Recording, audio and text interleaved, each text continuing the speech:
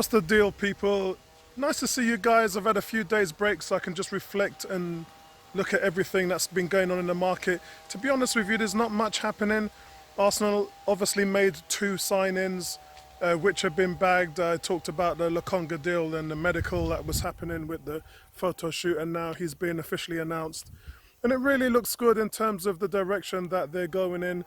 They're looking at those young players. They're looking at those players that they can develop. And if they actually turn that into something, then they can sell them on for the 20, 30, 40 million type. We've seen that happen with a few players over the years.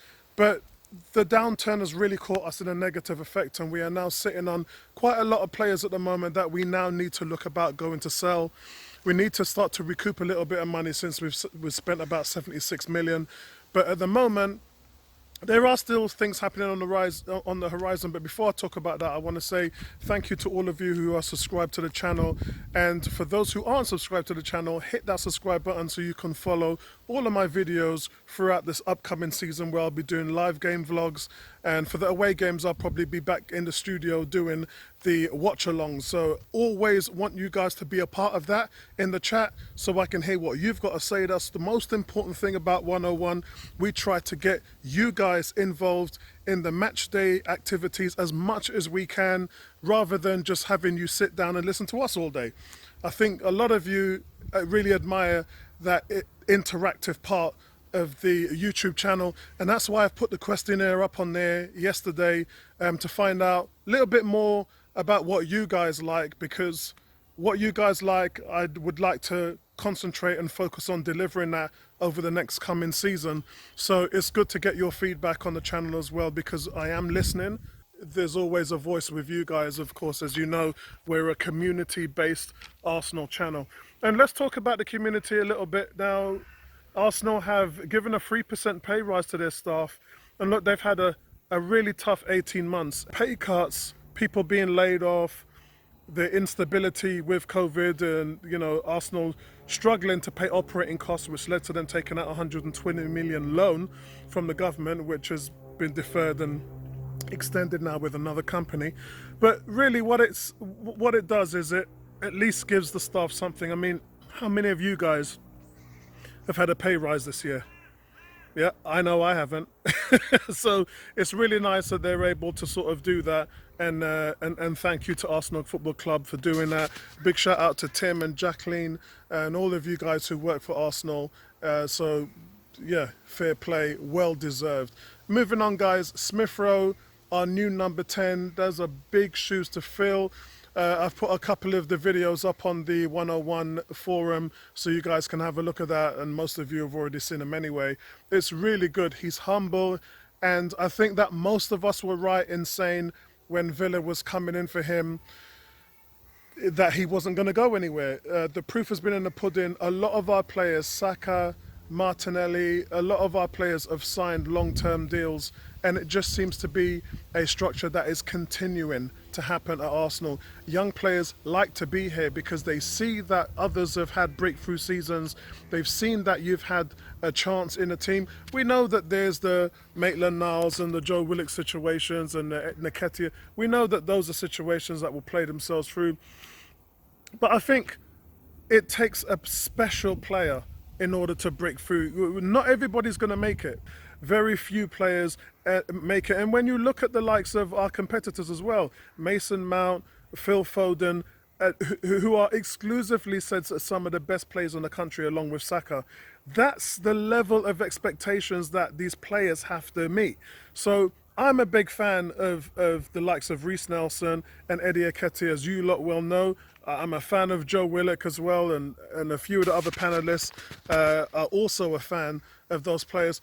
But if you're not going to reach that upper echelon, then you have to move on. And I've been saying for a while now that Nketiah needs to leave and go and find somewhere he can play, because the frustration of how this turns out shows you with what Maitland-Niles has had to deal with over the last year. Broken into the England team, valuation went up sky high, and then the last season he's done next to nothing. And it just shows you that if you don't make the right decision, if you don't make those decisions right now, it could cost you your future. So we just have to see how it plays out.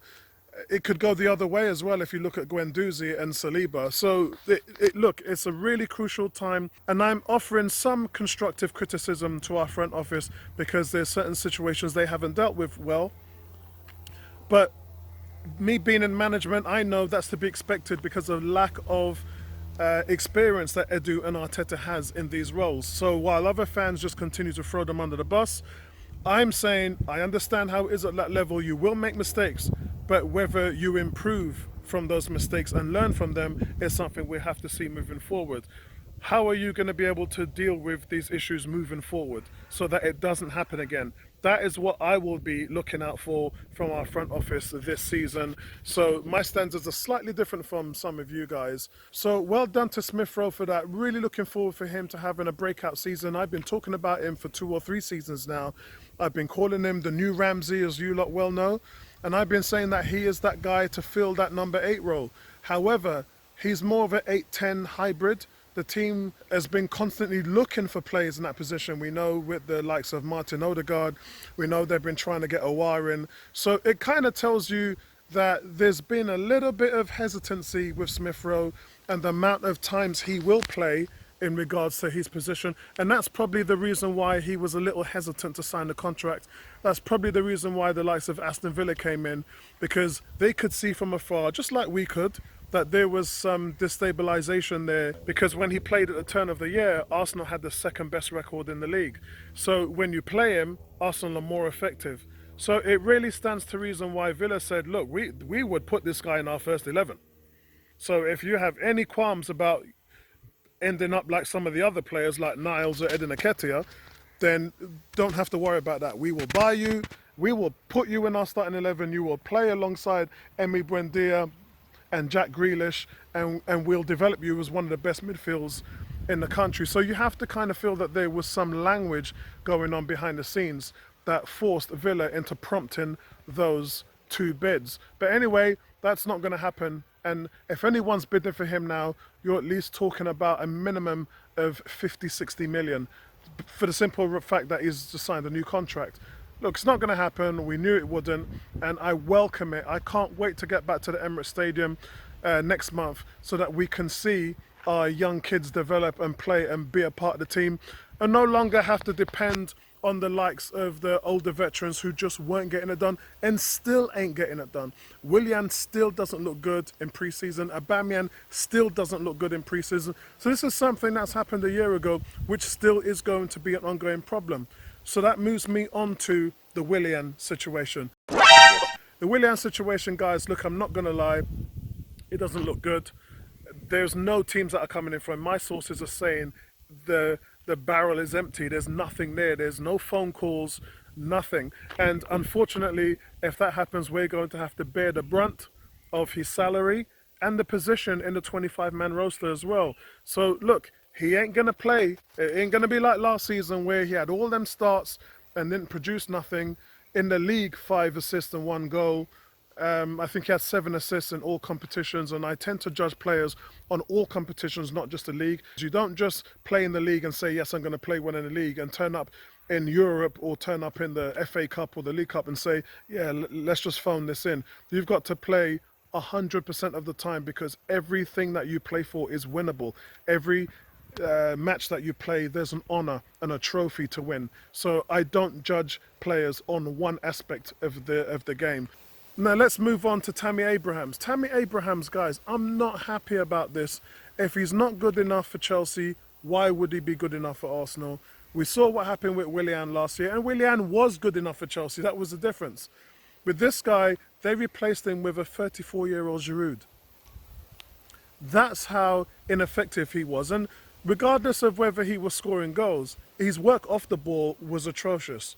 And a lot of the reasons why Chelsea struggled in that regard was because they wasn't getting the effort from him. And I've always said to you guys, if we had the goal-scoring form of Aubameyang, the hold-up play of Lacazette, and the defensive work and fox in the box of Edin Nketiah, we would have the perfect striker. And the jury out now is whether Balogun can be that guy. Now that's a very high grade that I've set him, because none of the guys who I've mentioned have able to be the complete package. Finding a complete package is very difficult. That is a generational player, and we've had very few of them at the club. But the search is on to try and get that done, and I feel Martinelli can play a part in that. He'll definitely need to improve in pre-season on his fitness and things like that in order for him to try and come out and have a much better season, be more healthy, be more productive, and then him really taking up that role after Aubameyang. So do not pull the trigger on that. And it really winds me up as well. 40 million for Tammy Abrahams, and people are talking about 15, 20 million for Arsenal players. The evaluation of our players is just a joke. You know, you sell Martinez for 20 million, and then we're talking about Ramsgate for 30 million. Martinez is one of the best goalkeepers in the world. You know, you guys know how much I rate him. So it just doesn't make any sense. None of this makes any sense. And you should never have sold him last season. No way. How can you take a goalie who performed the way he did and then say to him, you're not our number one? And then the guy you put in at number one is the most mistake-prone goalkeeper in the last 3 seasons. Statistically shows everything. But he's not going to be what you're looking for the full package. He's got 2 years left on his deal. He knows he's not good enough, because when you look at what Martinez did last season, that was what you guys was expecting Leno to do. And I told you he wasn't going to do that. We've made some really, really bad deals, but then we've made some really good decisions as well, in the likes of who we're bringing through and the youngsters and the Martinelli and Saka and Smith Rowe. These things haven't just popped out of thin air. The management team have to get kudos for that as well. We just can't be dogging them out for all the mistakes they make. Probably have a podcast on Sunday with some new members, just to get their thoughts and your thoughts overall as well with the transfer system. I've been telling you about 12 days ago that the Ben White, well, nearly 2 weeks ago, because it was while the Euros was going on, and I said to you all that all of the stuff had been agreed to happen with the Ben White deal. The only thing that we're waiting for was some of the paperwork on the overall fee and incentives, and that's all sorted. It was sorted last week, so look forward to seeing him in the next 10 days, and that would be a good transfer window for me. So far, 3 quality players that will add to the team. Remember, that's the word, add to the team. We can no longer carry passengers, and for me, I wouldn't mind seeing a Ruben Neves come in if we don't get the other 2 targets, and by all accounts I'm not confident on the other 2 targets. I've told you what I felt about Locatelli. Locatelli, his preference is Juventus, and they don't have the money. So even if we have the money, which we do, and we've put in a bid, which we have, how is that going to work out knowing that the player didn't really want to come here? You know, what are you expecting to get from him? Is this another Manchester United Di Maria situation where he comes in the season, he doesn't like where he is, and then he wants to leave? I know Arsenal are saying he's the right type of player we're looking for, but in my type of opinion, if he's not the right type of committed player, then he's the wrong choice. Owa, we know, wanted to come to Arsenal last season, and we know he still likes Arsenal, but Arsenal aren't in the Champions League. And for me, he's looking at that option first before he looks at Arsenal. So that's another thing, like as a coaching staff and as a team, do you want a player that is half committed, or do you want a player that is saying as soon as Arsenal comes calling, they jump out and say yes? Yeah? Tavares, Lokonga have stated in their interviews as soon as they heard Arsenal was interested, they jumped at the chance. That's what you kind of want your players to do.